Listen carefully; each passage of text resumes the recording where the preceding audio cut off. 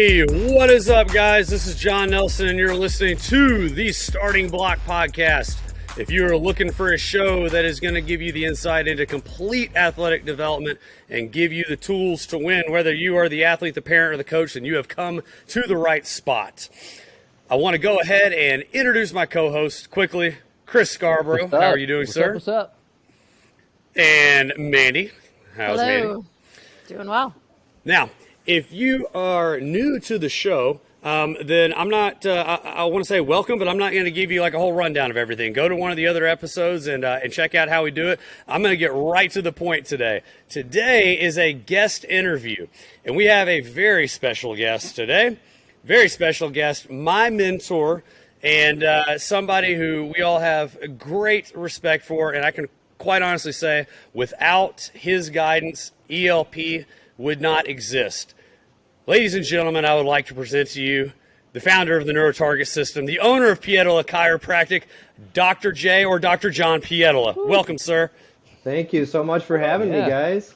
Hey, absolutely. Thanks for joining us, Appreciate Dr. you J. coming on. Absolutely. Yeah. My pleasure. Yeah, Wouldn't do it for anybody else, just you guys. Well, I appreciate it. Thanks. We have some jealous Yes. people out there. So no, really, we do appreciate you coming on, and I know you got a busy schedule, and I will honestly say in the beginning, like I know we've talked about that before, Doc, but I want the public to know how much of an influence you've had on our career. I mean, the first day that I met you, actually the first night, I remember you actually threw one of my training books in our hotel room up against the wall, and from that moment on, I was like, okay, I'm sold on this guy. You changed my life, and it really made a huge impact. And so thank you for everything you've done, and let's talk some shop. Yeah, thanks for having me.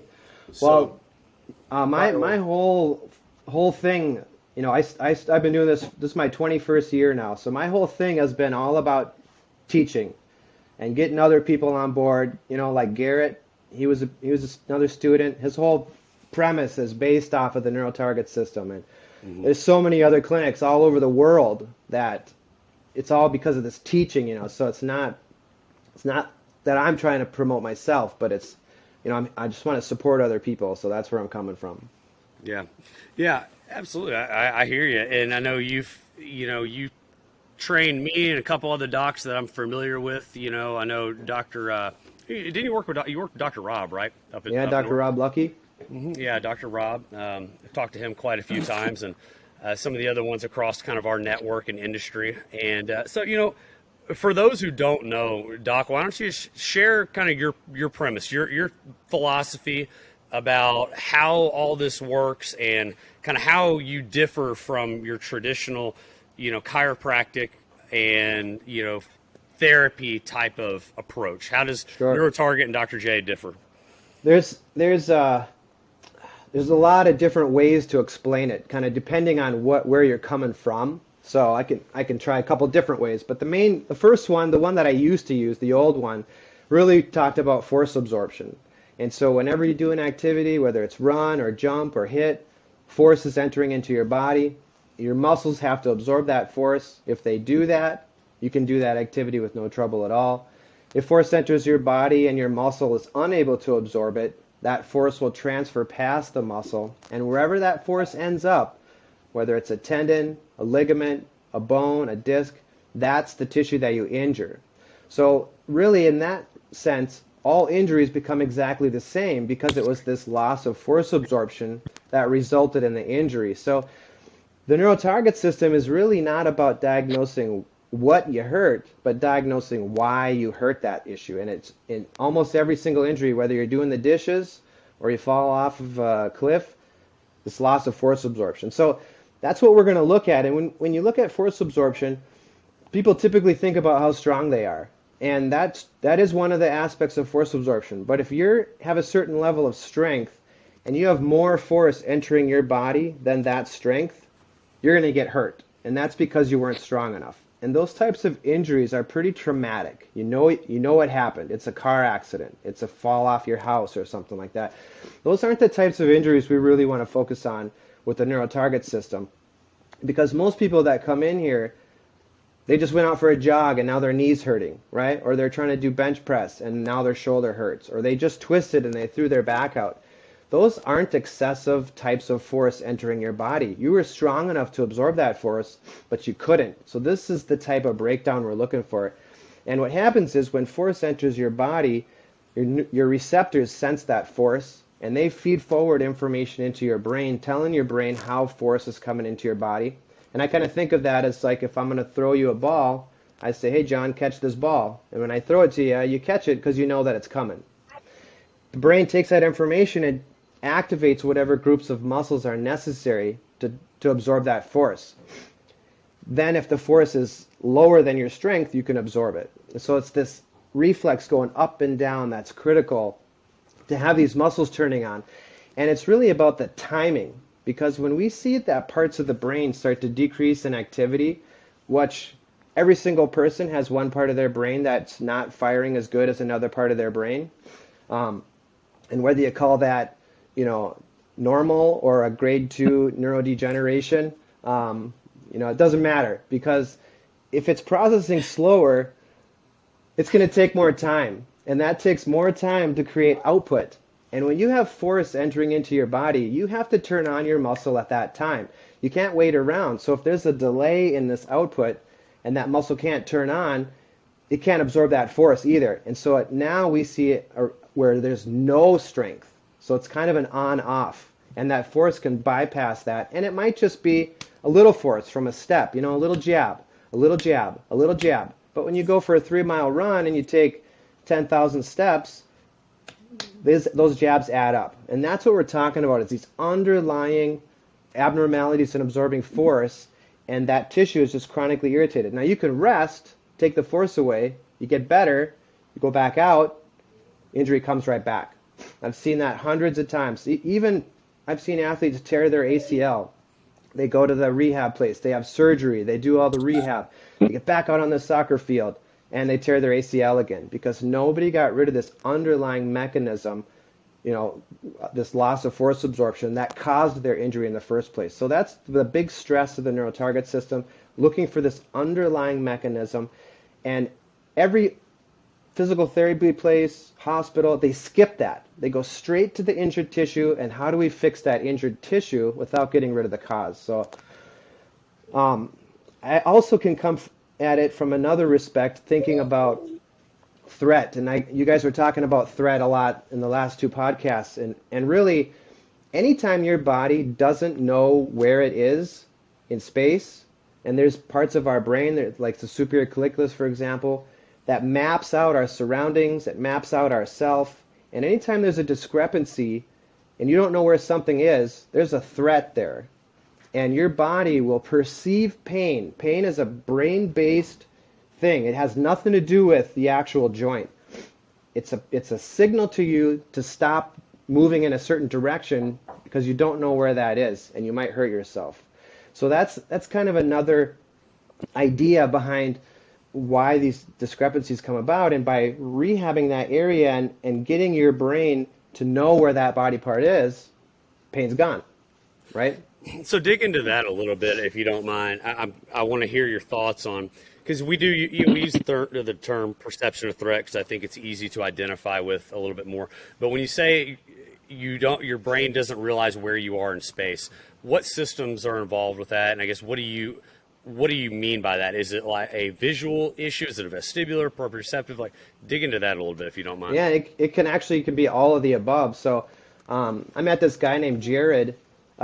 And he wanted to rent an ARP from me, and he was kind of just wondering about some of the rehab that he could do. So we got talking, and I don't know why I settled on this, but basically what I had him do is take a laser and attach it to different parts of the people's body. And I said, I want you to take the laser and I put it so it's shining on a target on the wall. And then you're going to have him move the laser up and move the laser back down to the target. And you're going to do it by isolating the joint that you're testing, right? So first we'll do the wrist, up, down, up, right, left, right.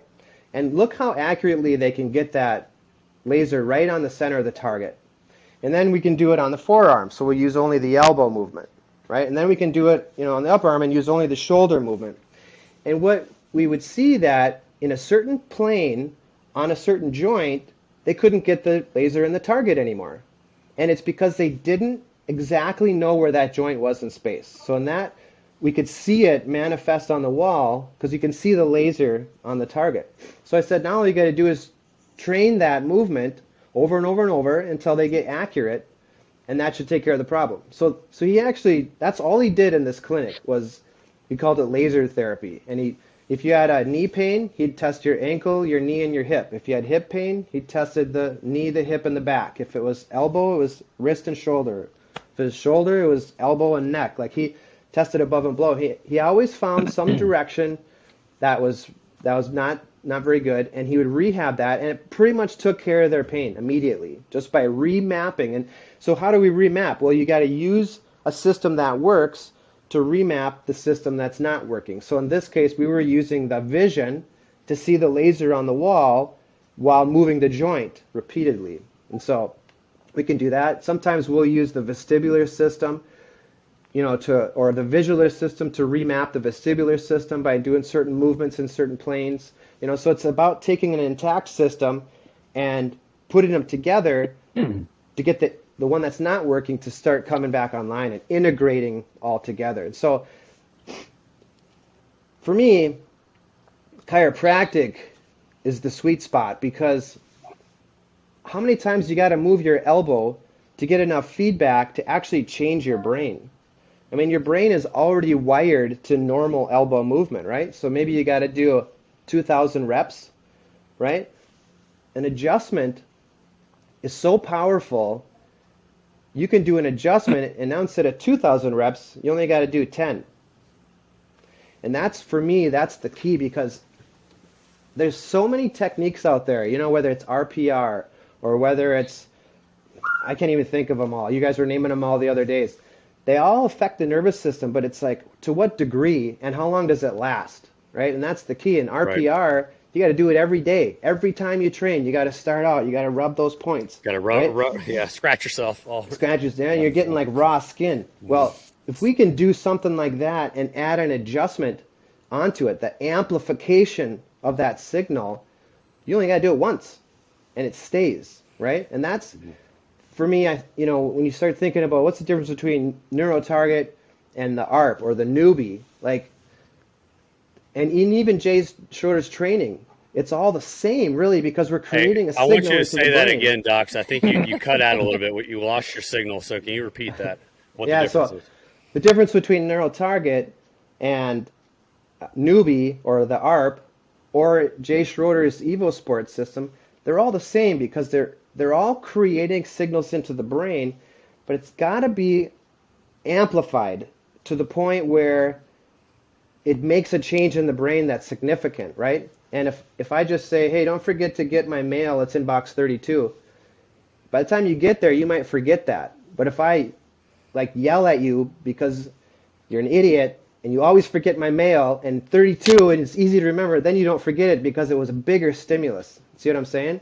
So when we start looking at the ARP or the newbie, you think about it, it's really, what is it doing? It's amplifying the movement that they're doing during the therapy. So instead of doing 2,000 forward bends, you only got to do 5 minutes worth, and you're done. It's weeks worth of training right there, because it's amplified. And same thing with Jay's training. Why does he need you to have all the pipes and all the emotion and everything? Because he needs something to amplify that signal to make these changes, neurologically speaking.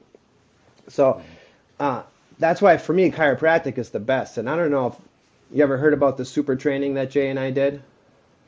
Oh yeah, I'm pretty well aware of it, Chris. Yeah. No. Maybe. Yeah. I don't talk about it too often because most people don't believe it, but yeah, no, I know they don't, but yeah, share please. That a little bit. So looking at the neurology, okay, back in early 2000s, I was getting into neurology and looking at how we can manipulate the brain to do certain things. And what I discovered was, or what I learned was, you could take someone who's injured and make them better. But what I discovered then was that you could take someone who's better and make them super. And so this is where I started getting into the performance optimization and taking people, and we could actually like specifically focus on activating parts of the brain to change blood flow patterns so we could reduce fatigue and increase recovery. And we can actively activate the frontal lobe, for example, so we can get more motor output and we can get better speed and strength. And so I started doing these studies, and not really studies, but experiments with this track team. And I was able to get a quarter second per 100 meters off of their running times. So if you're a sprinter, 100-meter dash, we could take a quarter second off. If you were a quarter miler, we took a second off. If you ran the mile, we took 4 seconds off. Like, it was really, really consistent every time. So I really started looking at this performance optimization and doing that. And then I went over to Italy. We did all that stuff with the soccer teams. All that was preparing the athletes to play at their best and then recovering them on the opposite side. So it was this preventative mechanism we were looking at. Well, then Jay and I decided we were going to do this super training. So I would come in, I would ramp them up, and basically he would train them at this new level, and then we'd ramp them back down again. And we found that one training session was equivalent to over a month's worth of training Whoa. on their own. It was so powerful. And I remember watching them do repeat max bench press at over 150 pounds greater than their normal max bench press. That's how ramped up they were. I remember one of them was a golfer, and he had to hit this bag and then continue to create pressure into the bag. And we always have him do the exercise first to get the baseline, and then we do it again. After we did that, ramped him up, he was hitting the bag so hard, he broke the bag, and then he broke his golf club. Yeah. Oh, wow.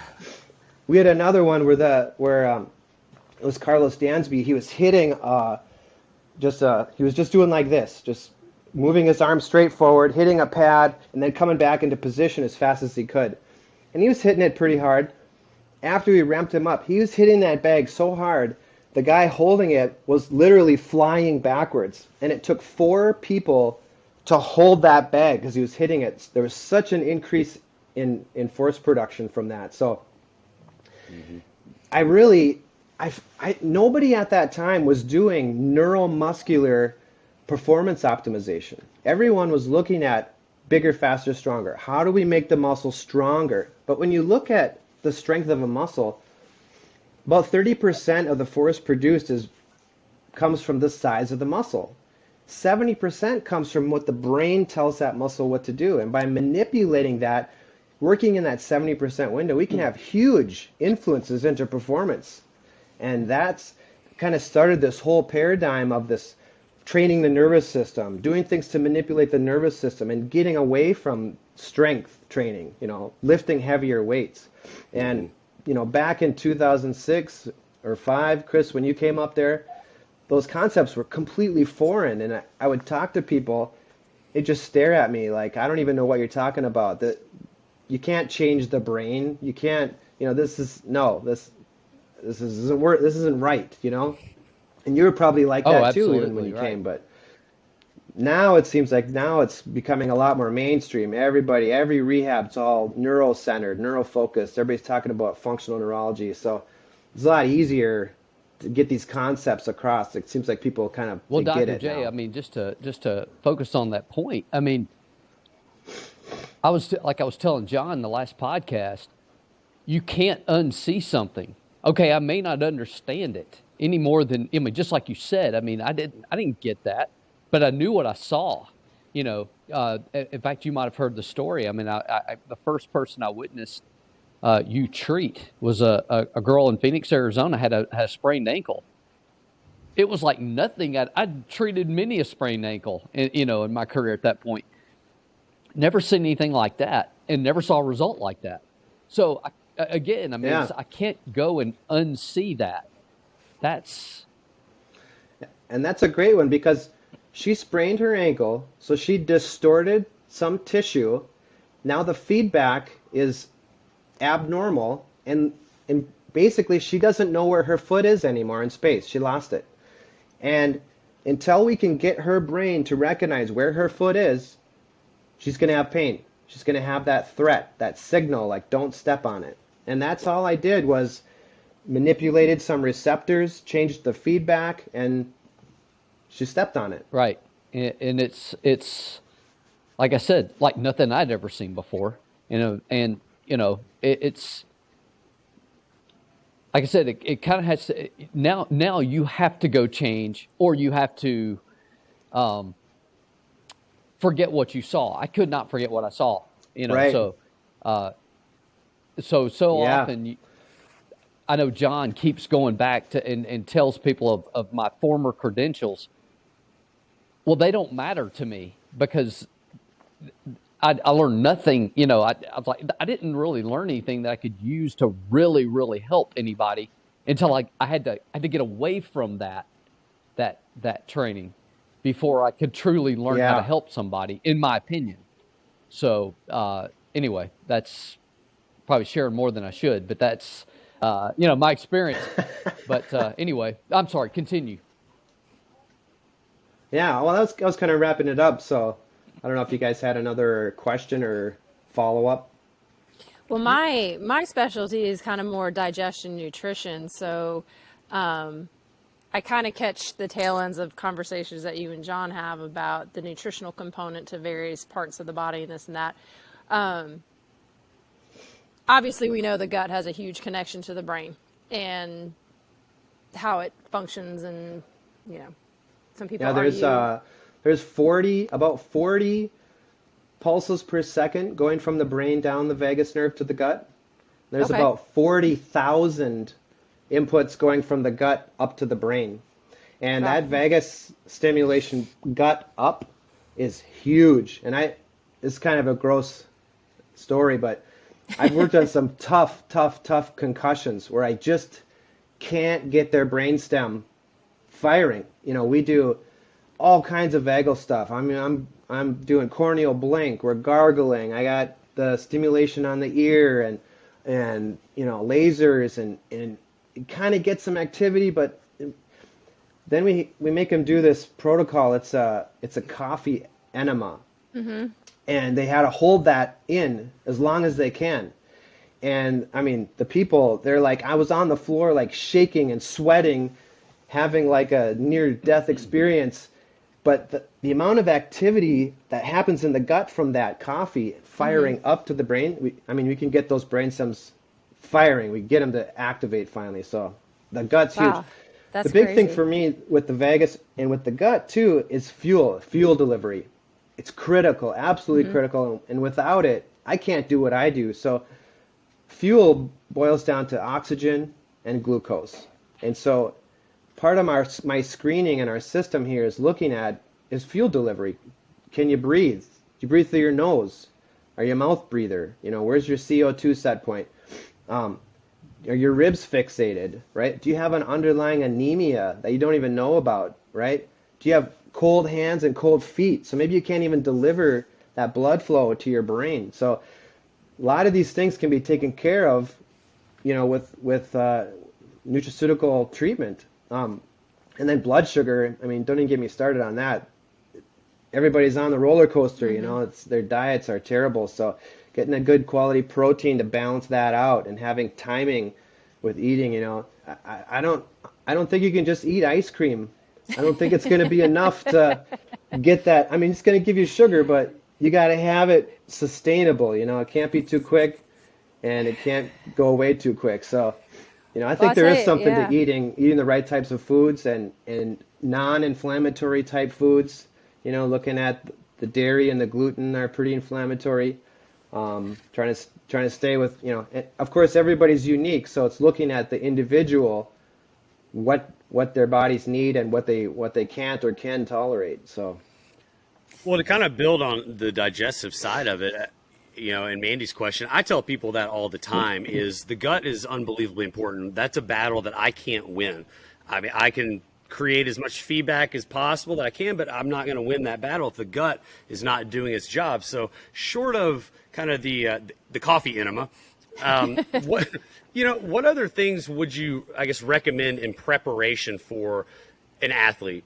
I mean, we our market is everybody. There's a lot of different people that listen to this, but with the quality of food just rapidly deteriorating in our society and its impact on neuromuscular function, how do you go about that in trying to tell an athlete, look, your quad, for example, just won't fire because there's poor feedback it's created by the gut.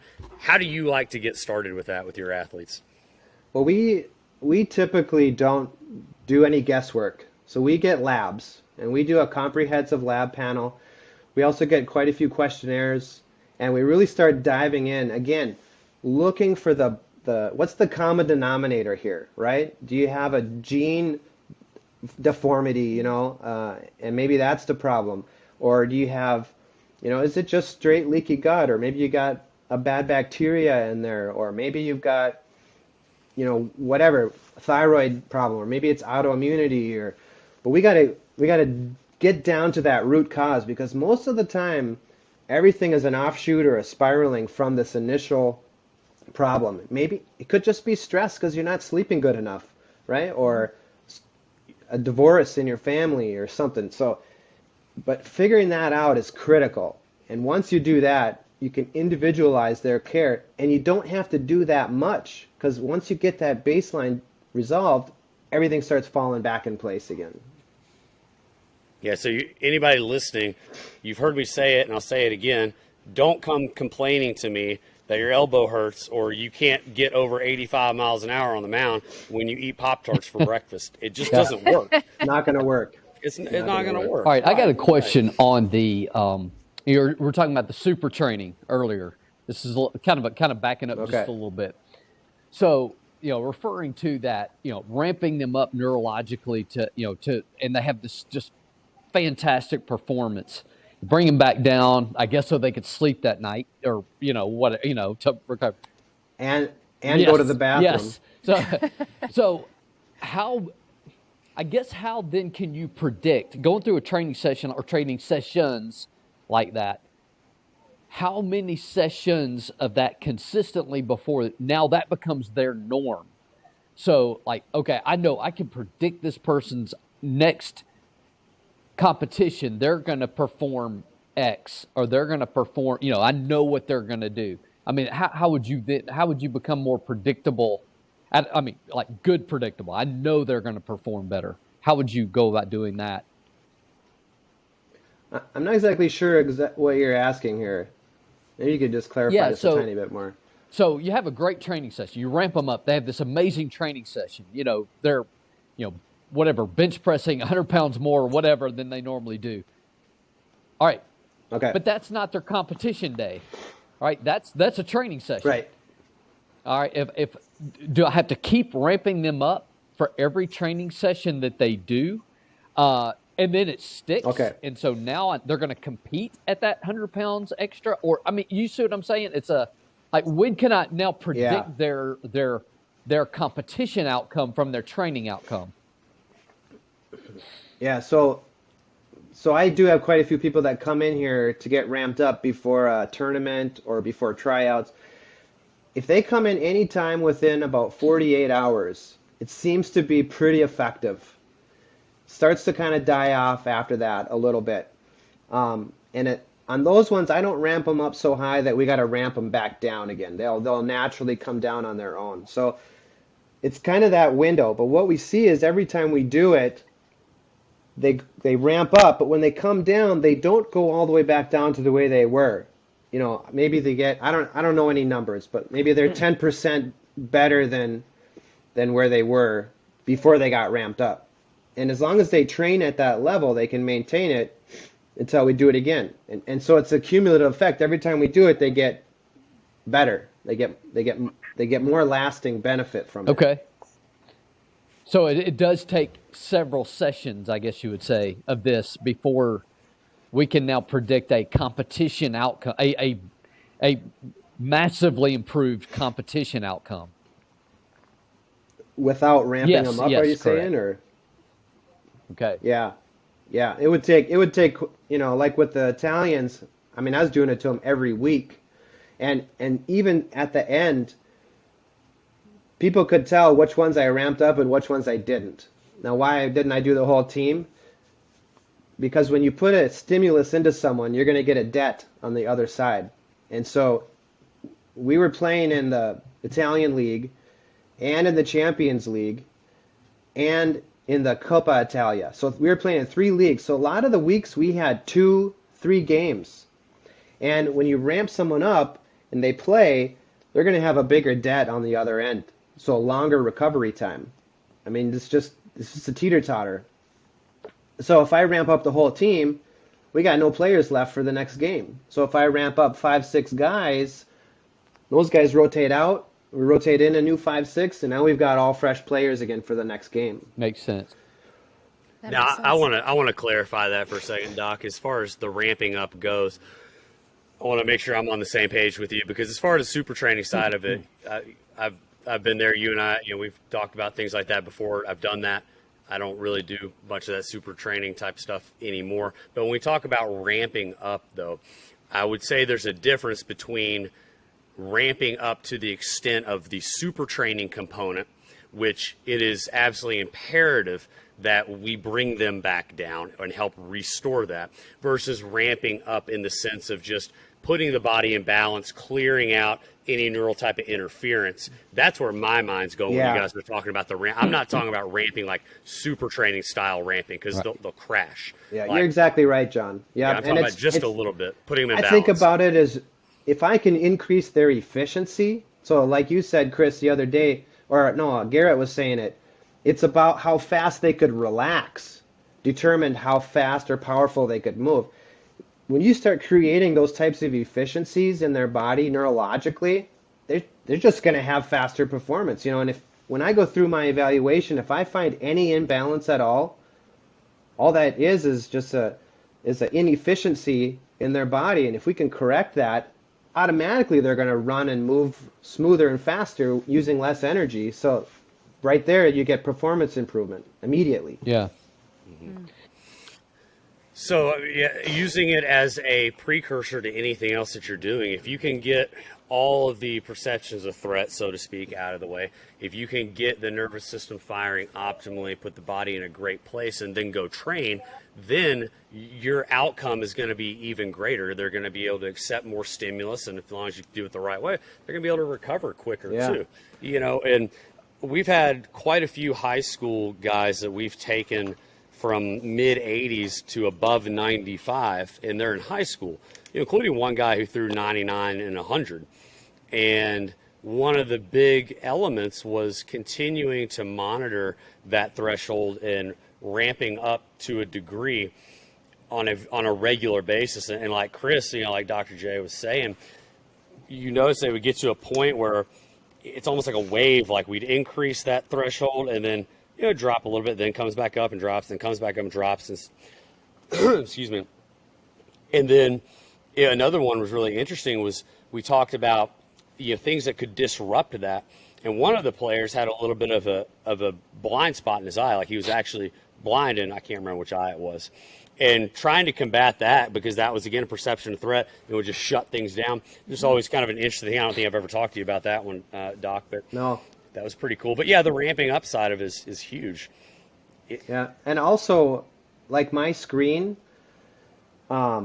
basically it finds these problems. But the thing is, when people get hurt, it was that underlying mechanism that caused their injury. And that's what I find in my screen. So if I find that before you get hurt and fix it, you never get the injury. And it's hugely preventative. So it's almost like they're the same. It's just this prevention, this performance, this recovery from injury. It's all just one thing. It's the same thing over and over and over. Right.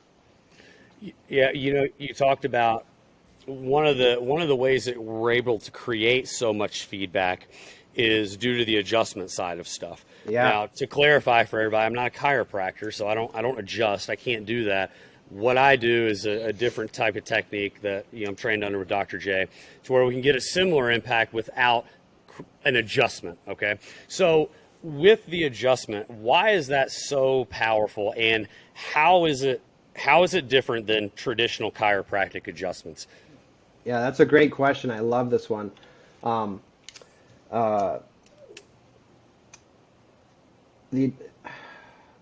our brains are wired to gravity receptors in our body, namely the muscle spindles, which are found in our muscles.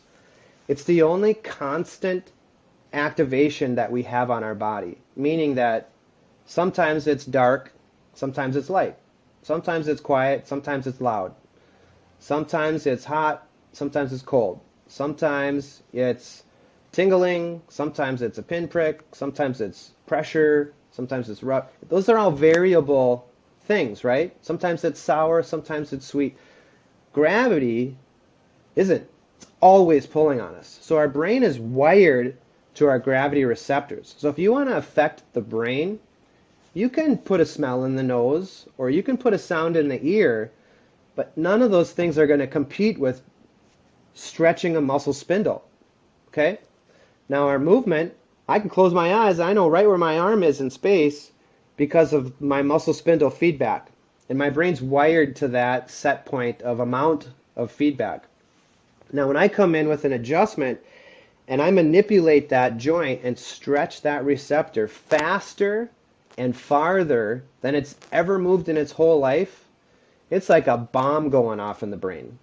So that's the key thing, is that level of feedback is greater than anything you've ever done before. And whenever you get someone jumps out behind a corner and scares you, like, you get a major change in your heart rate and your sweating and your, the sympathetic activity.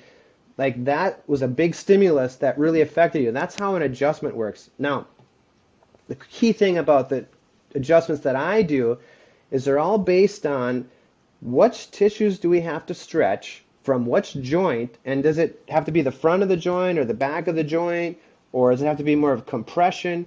And then how that fires into the brain. And the key is it has to fire into the brain in a way that complements their brain weakness, right?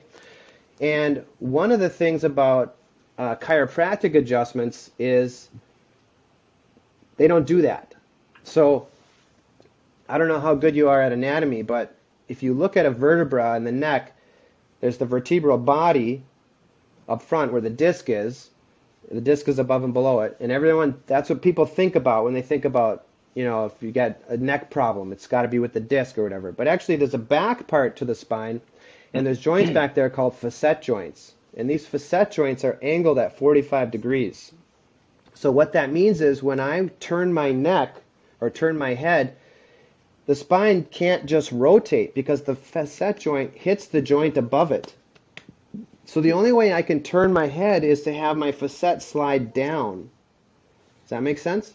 So I'm getting this tilting and turning, and that's called coupling. Now everybody learns in chiropractic school about this coupling pattern, but then they don't do anything with it. And so if I do a coupling pattern, it's like putting my chin on my shoulder. So I tilt and turn in the same direction.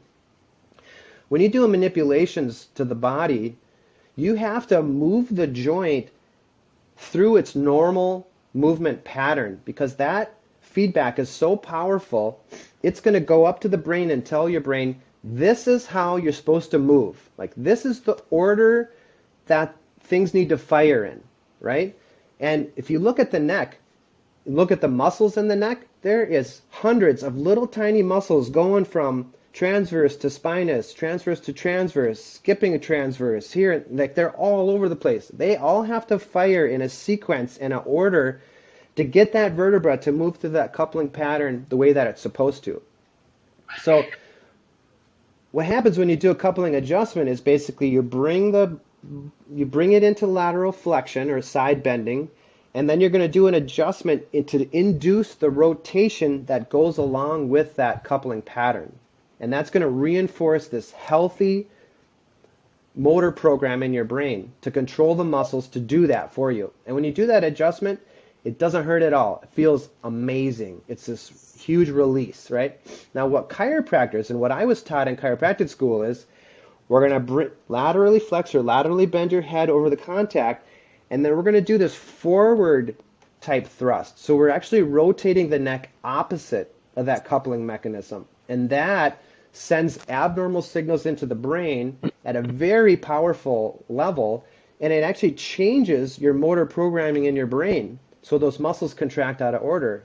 Now when that guy tries to look out the window by turning his head, the muscles contract out of order, and actually you get jamming of those facet joints instead of that sliding. And that makes your facets feel tight. So then what do you start doing? You start cracking your own neck, right? Those self-crackers. And when you do that, they do it out of coupling too, because if this is coupling, chin to the shoulder, they're tilting and turning their chin away from their shoulder to get that crack.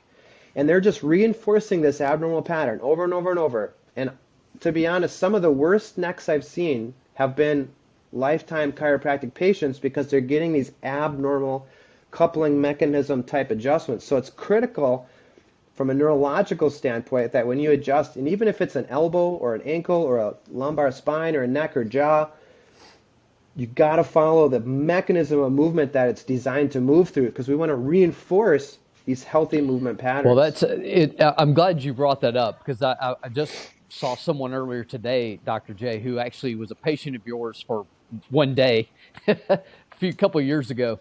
And her first comment to me was, I've never, she had been adjusted, numerous times before. And she was like, yeah, nobody's ever adjusted my neck like that.